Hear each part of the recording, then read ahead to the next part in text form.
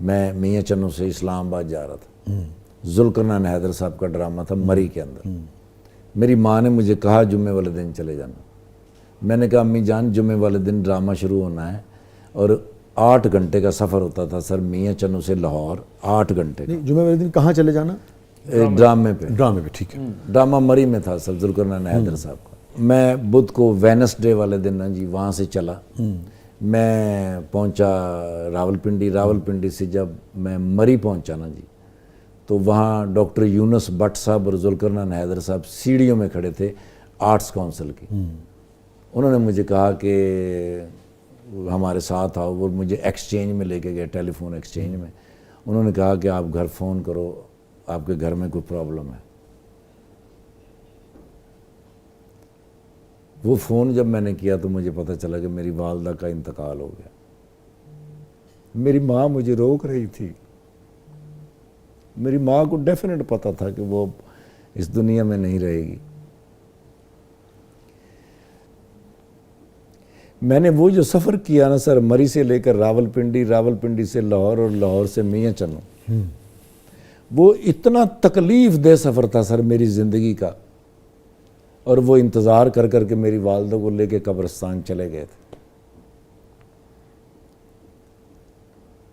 میں نے اپنی ماں کو ہاتھوں سے دفنایا تو ضرور، لیکن اس بات کی مجھے تکلیف رہی کہ میں نے ہمیشہ اپنی ماں کا حکم مانا، میں نے اپنے باپ کا حکم مانا۔ اس دن میں نے کیوں نہیں مانا؟ میری ماں نے کبھی نہیں مجھے روکا سر، کبھی کسی کام سے نہیں روکا، نہ کبھی کہا کہ بچی، لیکن وہ زندگی میں فرسٹ ٹائم میری ماں مجھے کہتی رہی کہ جمعے کو چلے جانا۔ وہ میرے لیے بڑا تکلیف دہ سفر ہے سر۔ اور وہ آج بھی آپ کو تکلیف دیتی ہے بات؟ 100% وہ تکلیف دیتی ہے سر وہ بات۔ میں نے زندگی میں دیکھا ہے سر کہ جس شخص نے اپنے ماں باپ کی بات نہیں نہ مانی، وہ کہیں نہ کہیں کسی نہ کسی مقام پہ کسی چیز سے ٹکرایا ضرور ہے۔ آپ اگر دیکھیں ناظرین، یہ بالکل صحیح کہہ رہے ہیں افتخار بھائی۔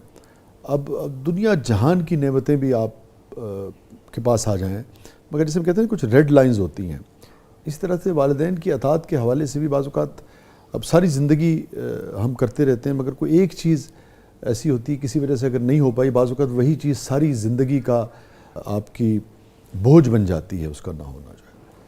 تو کہنے کا مقصد یہ ہے کہ والدین کے معاملے میں 100% اطاعت جو ہے وہ ضروری ہے۔ اگر اف بھی ہوگی تو مارے اف بھی ہوگی، دیکھیں نا یہی وجہ ہے۔ والدہ کیا کہہ کے بلاتی تھی آپ کو پیار سے؟ نکو نکو کہتی تھی؟ میں سب سے چھوٹا تھا، قد بھی میرا چھوٹا تھا۔ کس موقع پہ افتخار بھائی والدہ سب سے زیادہ یاد آتی ہے؟ جب میں اپنی چھوٹی بیٹی کو اپنے ساتھ لٹا کے ایسے دباتا نہیں، اس وقت مجھے امی بہت یاد آتی۔ میں اتنا بڑا ہو گیا تھا، جاب پہ چلا گیا تھا، دنیا بھر گھوم آیا تھا۔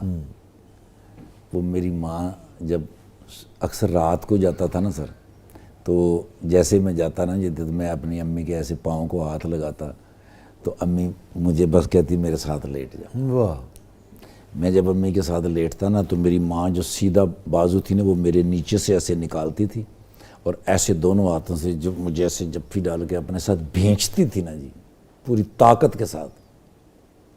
وہ مجھے بہت یاد آتا ہے سر۔ وہ میری سب سے چھوٹی بیٹی جو ہے نا جی، وہ اکثر وہ آتی ہے نا اسکول سے جب، تو میرے ساتھ ایسے جب دادی کی طرح اس کو میں بھیجتا ہوں تو امی بہت یاد آتی ہے۔ ماں کیا رشتہ ہے سر میرے اللہ نے بنایا ہے، اتنا پیور، اتنا خالص۔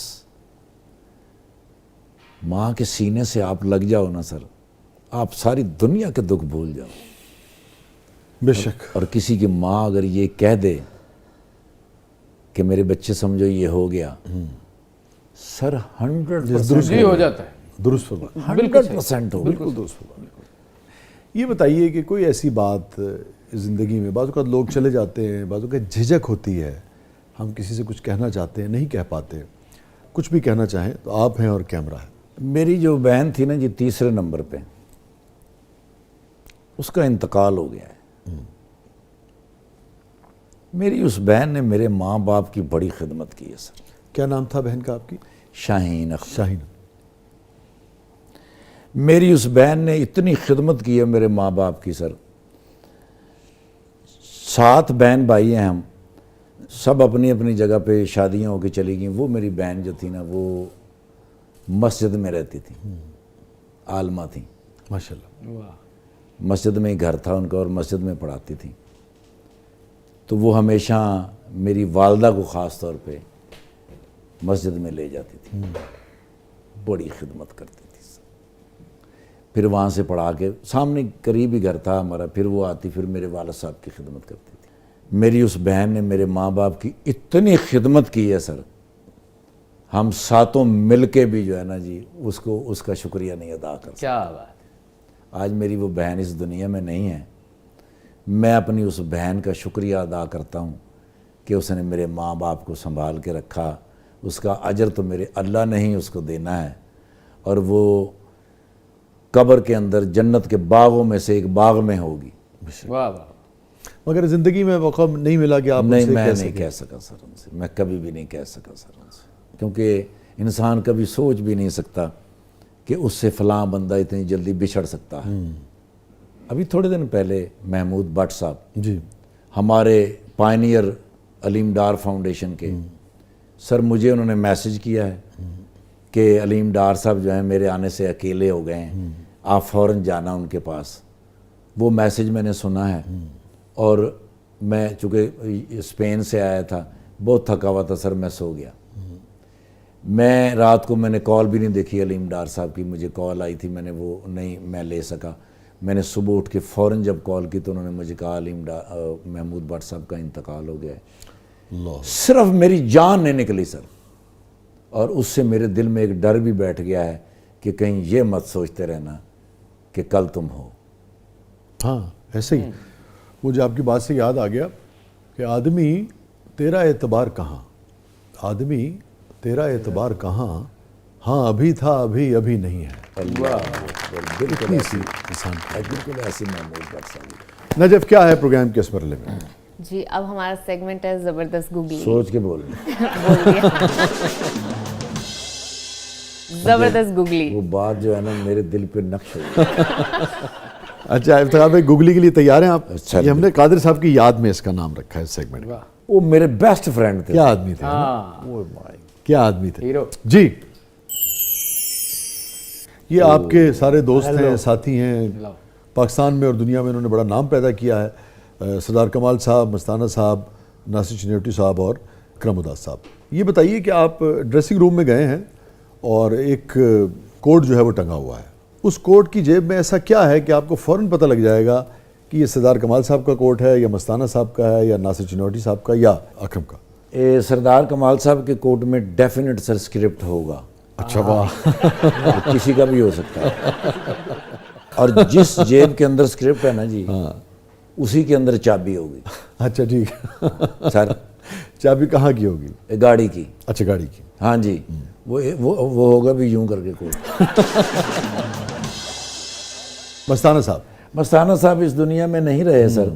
مستانہ صاحب کا نا جی ایک کیو مجھ سے اوور لیپ ہو گیا, اور وہ بہت بڑی کلیپ تھی. اچھا. ریئیکٹ تو یہ نہیں کرتے تھے. اگلے دن جب میں گیا تو وہ باہر ہی بیٹھے تھے اور دھوپ اتنی شدید تھی, گرمی تھی بڑی. میں کہ سر بڑی گرمی ہے. میں نے کہتے ہیں ہاں مینو تیرے تے.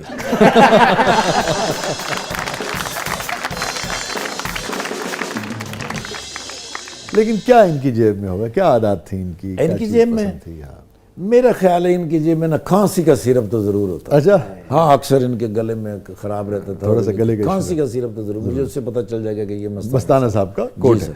چنیوٹی صاحب. ناصر چنیوٹی دی جیب کم از کم اگر 8 جیباں نے نا تو 3 جیباں سگریٹ ہوں گے. اف اتنے زیادہ اسموکنگ. اچھا. میری آپ کے پروگرام کے توسط سے گزارش ہے ناصر چنیوٹی صاحب سے کہ بہت ہی ظالم چیز کٹا دیو ہے نا, پلیز پلیز کٹا دیو. زندگی ہے, بچے ہیں. ہاں یس یو آر رائٹ. یس. اکرم اداس صاحب. اکرم اداس صاحب دی جیب چ کھ بھی نہیں ہونا.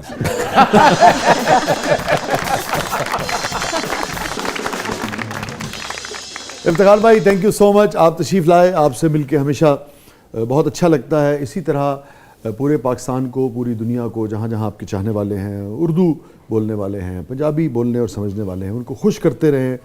کتنے سیگمنٹ ہوئے ہیں سارے پروگرام میں؟ ختم ہو گیا. وہ کیسر بھائی والا کاٹ دیجیے پلیز یار. آپ مجھے ایک بات بتا دیں، کیسر بھائی والا کاٹنا ہے یا ذہانت والا کاٹنا ہے؟ دو بھی کٹتے پھر تو ساڈا شو بنیا ہی نہیں نا. نہیں کوئی ٹون شون لگا کے نہیں ہوتا. تو اسے تو پھر پتہ نہیں لوگ کیا کیا سوچیں گے. ہاں وہ نہ لگائیے گا، وہ زیادہ وہ خطرناک. اتنا برا لگے گا کہ میں نے ٹو پیا کا سوٹ پہنا ہوا ہے.